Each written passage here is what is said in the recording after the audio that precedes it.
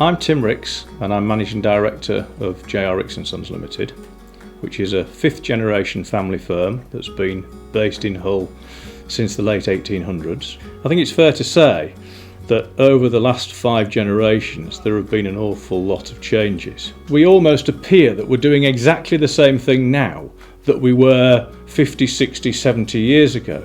But that's absolutely not the case. Yes, it is shipping and yes, it is oil. But when you actually boil it down and look at what we do, it is very different. What's good news for a lot of people isn't necessarily good news for everyone. And one of the problems that we had was when there was an announcement that with the renewables that Siemens were going to come to Hull, the Siemens factory was going to be, the footprint of it was exactly on our terminal in Alexandra Dock.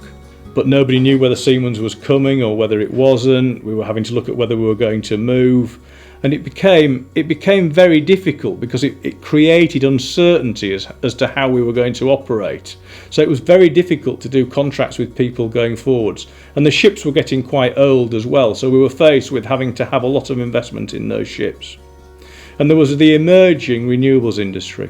And so what we decided to do at the end of the day was actually, and this was a very big decision, was to move out of our dry cargo ships, sell them effectively, give our business that we had to the competition on the basis that they kept the ships running until we'd sold them, so they booked their cargoes onto our ships.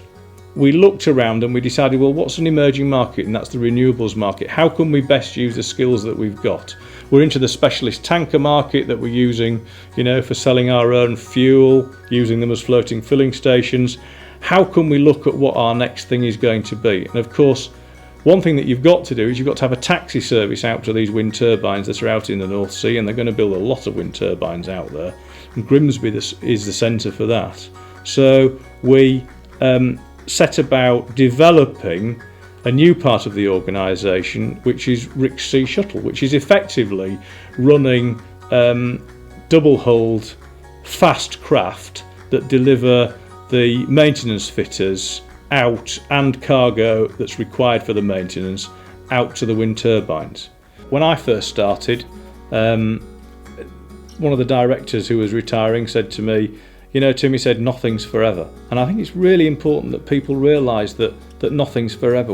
And probably more so nowadays because the world is changing at such an alarming rate. You can have a plan that's fit for purpose today, but by tomorrow it's changed.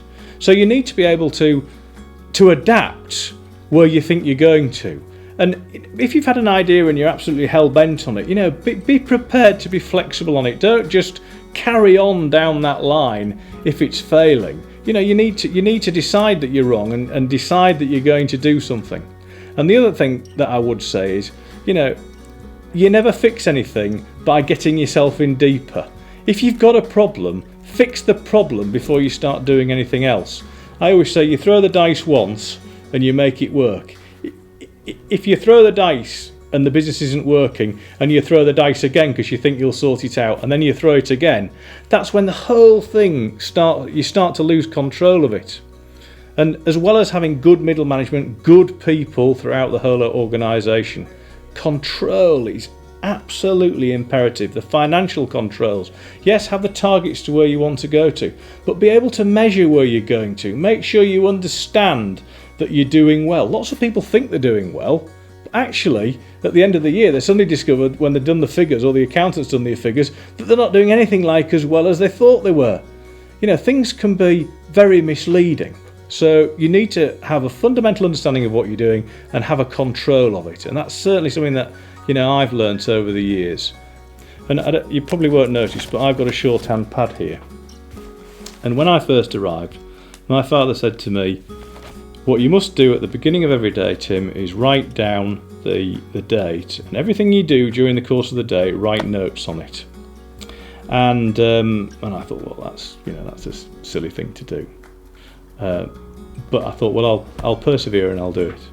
And every day that I've been at work, that's exactly what I do. And this pad goes everywhere with me because everything's written in it. And I can tell you everything that I've done in this organisation for the last 30 years. And all the things are all over there in my bookcase. And People say to me, oh, well, you'll never remember what happened on X, Y, and Z. And I can say, I can remember exactly what happened on that particular date. And if you give me half an hour, I'll go and find it in my notebook. And these books, not that we go to court all the time, but I can't even say it now, but these notes that are in these pads, because they follow on day by day, are worth their weight in gold. So what I would say to anybody that's being involved in business, because people always say to me, I can always remember. Well, I'll tell you what, you can't always remember. So one piece of really simple advice that I would give people is write things down, and then you've always got a record of it, and then there'll never be any doubt about what you have or haven't agreed. And I'll tell you now, that will stand you in very good stead in future years.